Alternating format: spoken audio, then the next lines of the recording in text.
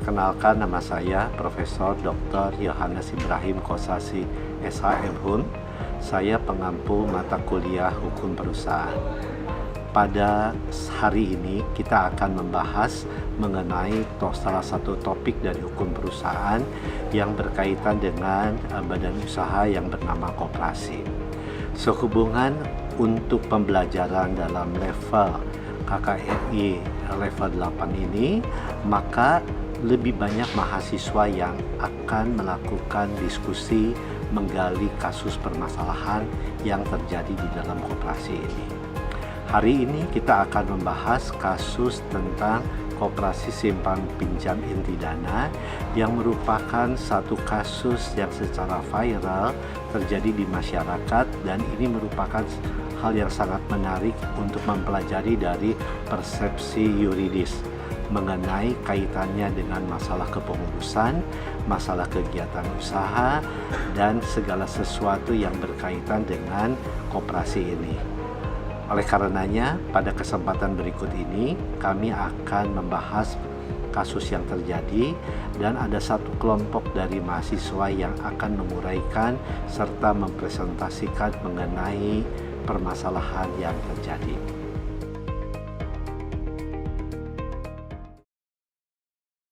Ini adalah sebagai badan hukum. Jadi artinya yayasan ini bisa menjalankan hak dan kewajiban. Ya, jadi kalian harus bedakan ya antara yayasan sebagai badan hukum atau kegiatan-kegiatan dalam bentuk badan usaha. Ya, kita akan mengambil satu doktrin pendapat dari Subekti, Prosubekti. Prosubekti ini mengatakan yayasan adalah badan hukum. Kalimat pertama sudah dikatakan badan hukum. Artinya dia punya hak dan kewajiban. Ya, di bawah pimpinan suatu badan pengurus. Jadi artinya ada yang mengelola yayasan tersebut dengan tujuannya adalah dalam kegiatan sosial dan tujuan tertentu yang legal. Artinya tujuan tertentu yang legal itu adalah tujuan yang secara norma hukum boleh dilakukan oleh yayasan. Ya, kita akan masuk berikutnya adalah dasar hukum. Ya, dasar hukum itu artinya norma hukum yang mengatur tentang yayasan. Ya, jadi yayasan diatur dalam Undang-Undang 16 tahun 2001. Kemudian telah dilakukan perubahan dengan Undang-Undang nomor 28 tahun 2004 tentang perubahan atas Undang-Undang nomor 16 tahun 2001 tentang yayasan. Yayasan ini sudah ada dalam lembaran negara nomor 115 dan tambahan lembaran negara nomor 4430. Ya, itu dasar hukum. Nah, sekarang kita akan mencoba melihat apa pengertian yayasan. Ya, pengertian yayasan dalam pasal 1 angka 1 Undang-Undang Yayasan. Yayasan adalah badan hukum yang terdiri atas kekayaan yang dipisahkan. Jadi begini. Kalau saya misalnya mau mendirikan yayasan untuk anak-anak yang terlantar. Ya, di Bali banyak anak-anak terlantar. Saya ingin mendirikan yayasan untuk anak-anak terlantar. Kalau saya mau mendirikan yayasan untuk anak terlantar, saya keluarkan tuh uang saya dari kekayaan saya pribadi, misalnya 10 miliar saya keluarkan. Saya beli satu tempat, saya bangun gedung dan lain. Ya, maka pada saat saya memisahkan uang saya nggak boleh bilang yayasan itu milik saya. Kalau dapat keuntungan buat saya, nggak bisa. Karena tujuan yayasan itu adalah bergerak di bidang sosial. Yang saya lakukan untuk anak-anak misalnya terlantar itu tujuan sosial. Atau ada misalnya mendirikan gereja atau mungkin tempat ibadah keagamaan. Atau ada tujuan kemanusiaan seperti mendirikan misalnya rumah sakit, kemudian mendirikan misalnya tempat-tempat lainnya, orang-orang jompo dan lain itu harusnya bergerak di bidang kemanusiaan ya. Tapi yang menjadi persoalannya, apakah orang mendirikan yayasan betul seperti itu? Sudah ada yang goyang-goyang kepala. Nggak betul, kenapa? Sekarang saya sering ngelihat misalnya orang mendirikan yayasan jompo ya, untuk orang-orang yang sudah lansia. Ya, lansia umur berapa lansia? Ya, berapa? 60 ke atas, lansia. Jadi saya lansia. Awas ini mancing-mancing saya marah ya lansia ya.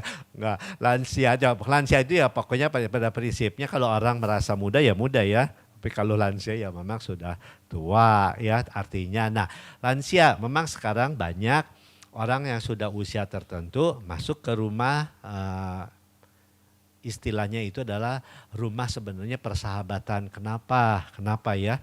Karena kalau orang-orang tua sekarang jangan berharap dengan anak-anaknya.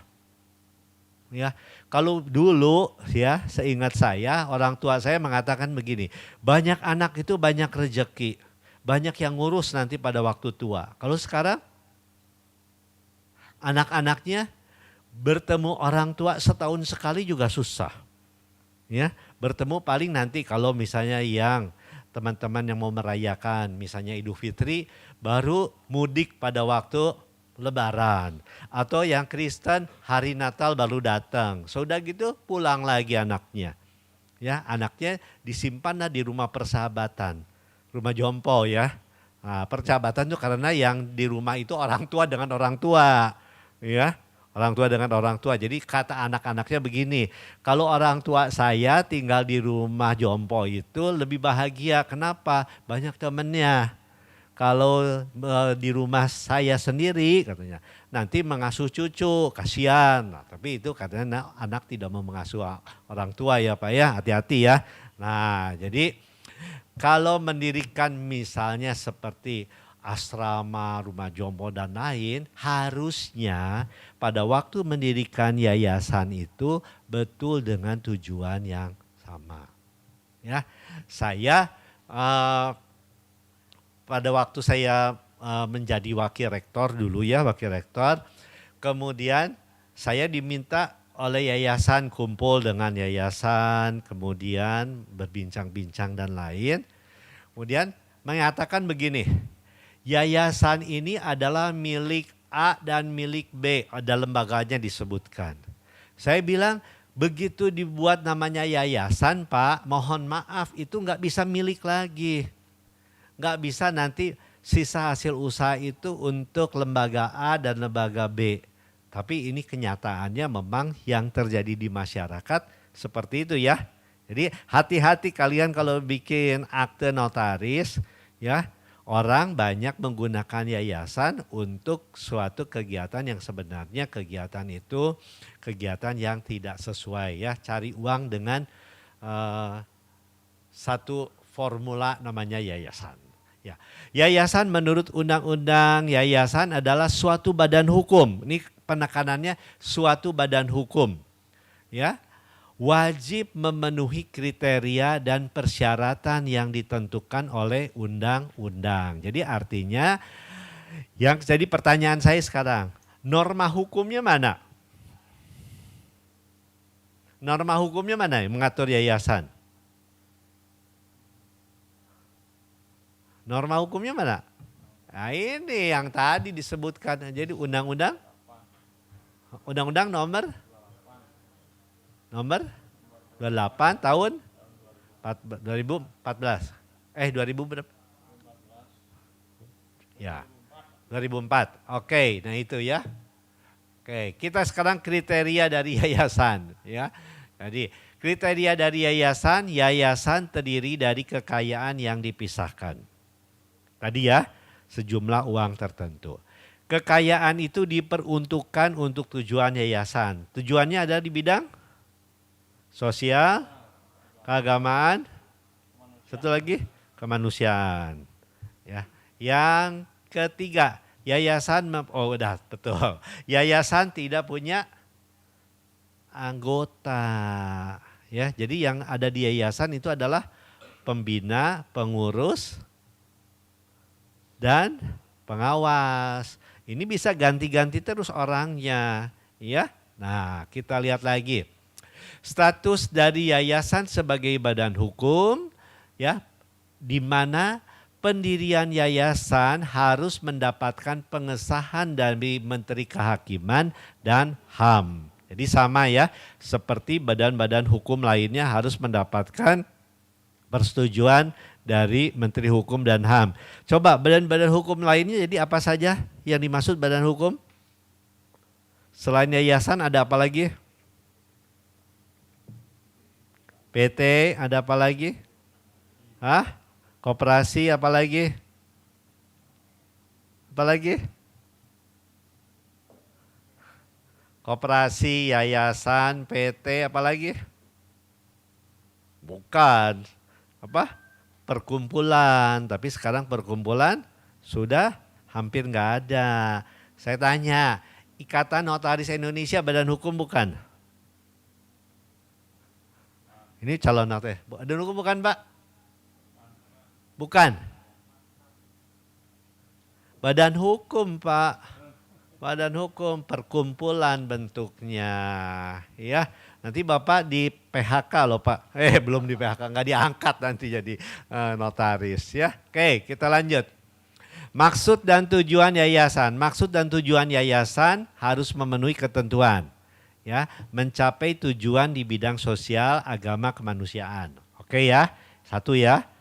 Yang kedua, yayasan wajib dicantumkan dalam anggaran dasarnya. Jadi ada anggaran dasar yayasan yang menjadi patokan di dalam kegiatan usahanya. Oke, ya sampai di sini tentang yayasan. Nah sekarang nanti minggu depan saya akan memberikan, minggu depannya lagi ya, minggu depan lagi, minggu ke-7. Jadi yang ke-8 kita UTS, yang ke-7 kita bahas kasus tentang yayasan dengan universitas. Siapa yang ribut terus? Yang menjadi masalah terus Yayasan Trisakti dan universitas ya. Nggak tahu ada masalahnya apa ya. Jadi di sini nanti kita akan mencoba untuk mempelajari kasus yang terjadi. Ya. Nah kalau kita lihat dalam kasus tersebut memang sudah berjalan hampir 30 tahun kasus ini berjalan ya. Nah nanti kelompok berapa yang akan kita mohonkan? Kelompok 3, kelompok 4. Ya. Siapkan yang namanya PowerPoint. PowerPoint, apa sih PowerPoint itu? Poin-poinnya saja. Selama ini kalau yang presentasi buat PowerPoint tidak? Bukan PowerPoint yang dibuatnya itu, tapi yang dibuatnya itu apa? Pakai formatnya PowerPoint, tapi yang dibuatnya itu semua kalimat masuk situ. Ya. Baca di situ, bukan PowerPoint itu. PowerPoint itu hanya poin-poin tertentu ya. Kemudian kalian bercerita, kemudian kalian menjelaskannya itu dengan kata-kata sendiri. Jadi bukan dengan yang dibaca itu. Yang dibaca itu adalah untuk menuntun kalian ya. PowerPoint. Nanti duduk perkaranya, kasus posisinya apa, kemudian masalahnya apa, baru nanti ada kesimpulannya. Ya, oke, sampai minggu depan. Ya, oke, terima kasih semuanya ya.